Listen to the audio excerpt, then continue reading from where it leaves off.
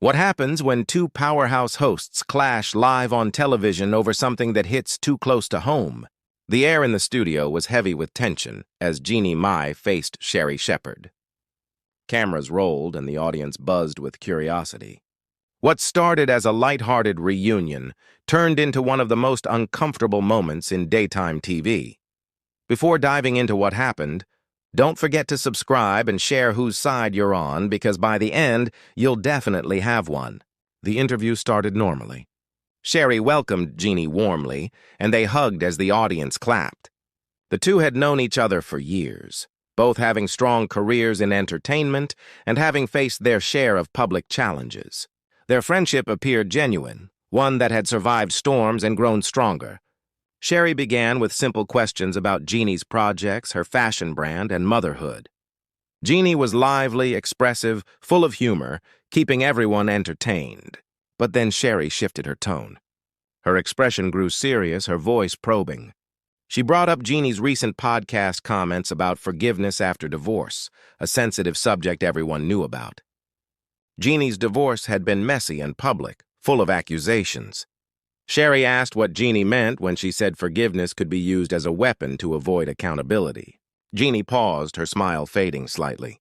She said that some people demand forgiveness without taking responsibility, trying to skip the real work of understanding their actions. She spoke about emotional manipulation, how some twist stories to make themselves look like the victim.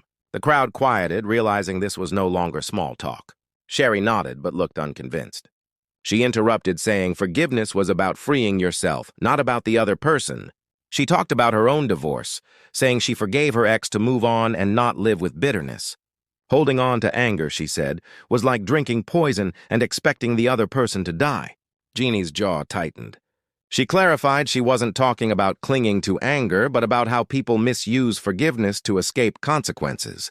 She said sometimes what's called forgiveness is just spiritual avoidance, pretending everything's fine instead of facing hard truths. Her tone was calm but sharp. She looked directly at Sherri, saying not everyone asking for forgiveness deserves it, and that boundaries matter as much as grace. Some audience members clapped uncertainly. Sherri's expression stiffened. She leaned back, arms crossed, saying it sounded like Jeannie was still holding on to pain, still letting her ex control her emotions. She said Jeannie needed more healing before she could move forward. The words stung. Jeannie laughed, but it wasn't amused, it was disbelief. She said it was ironic Sherri was turning her healing into a judgment, as if she knew what went on behind closed doors.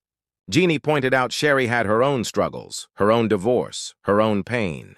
She asked why Sherri's way of coping was acceptable, but hers wasn't.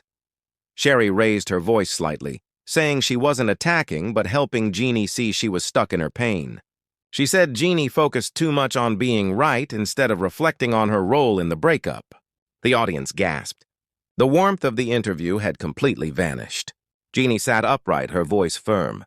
She said Sherri had no right to make assumptions about her marriage or her healing. Just because Sherri took the high road didn't mean everyone should. She said being the bigger person often meant letting others off too easily. She refused to support a culture that valued peace over justice. Sherri shook her head, saying Jeannie was turning this into a gender issue when it was about maturity. She said playing the victim might win sympathy online but wouldn't bring peace. She accused Jeannie of avoiding responsibility and confusing anger with empowerment. The tension was thick. Jeannie's hands trembled slightly. She said calling her anger performative was dismissive, that it was the kind of thing people said to silence women. Anger didn't make her less healed. Maybe Sherri avoided her own anger because facing it was harder. Sherri looked shocked and hurt. She said Jeannie had crossed a line, turning a friendly platform into an attack. She said she'd invited Jeannie as a friend and was being repaid with disrespect. Maybe it was best to end the interview. Jeannie stood up suddenly. Gasps rippled through the audience. She said Sherri was right, the interview should end. She said she came expecting an honest talk between two women who'd shared similar experiences, but instead walked into a public therapy session she didn't agree to. Sherri stayed seated, telling her to sit back down and stop being dramatic. That tone was the final straw. Jeannie said dismissing her feelings as too much was exactly the problem. She'd spent years being told to calm down and was done shrinking herself. Looking at the audience, she said this wasn't a meltdown. It was her standing up for herself. Sherri stood too, saying Jeannie was manipulating the crowd, turning the situation into a performance. She said Jeannie couldn't handle tough questions, which was part of being interviewed. The crew panicked backstage, unsure whether to cut to commercial. Jeannie replied that there was a difference between questioning and judging. Sherri hadn't asked.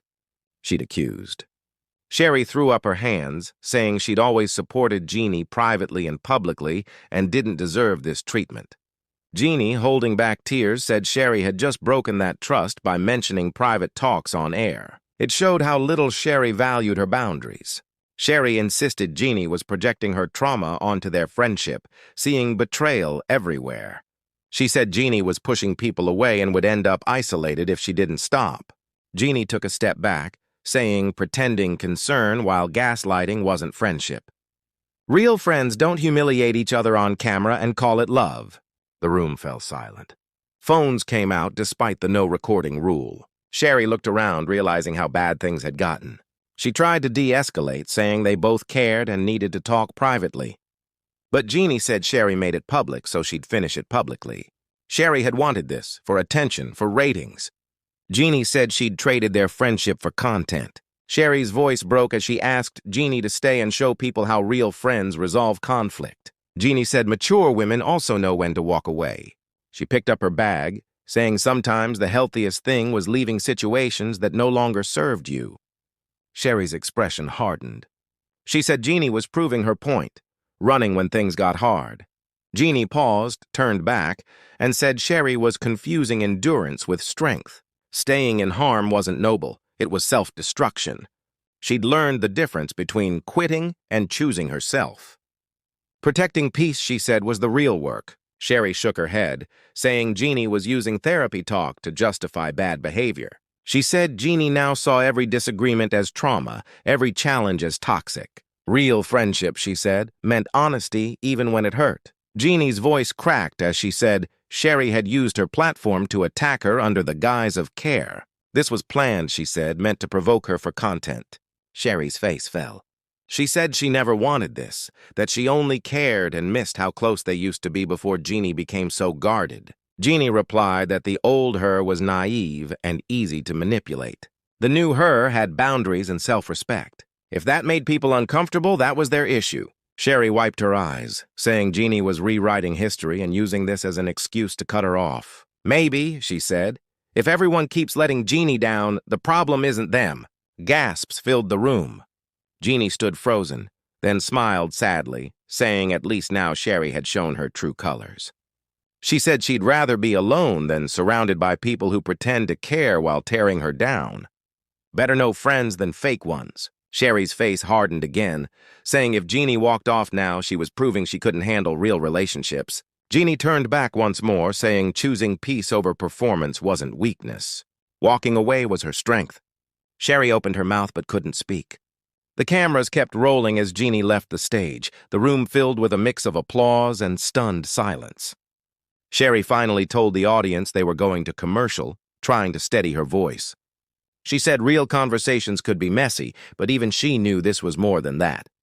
This was a friendship ending live on air, one of daytime TV's most intense moments. Two friends turned opponents in front of millions. What do you think?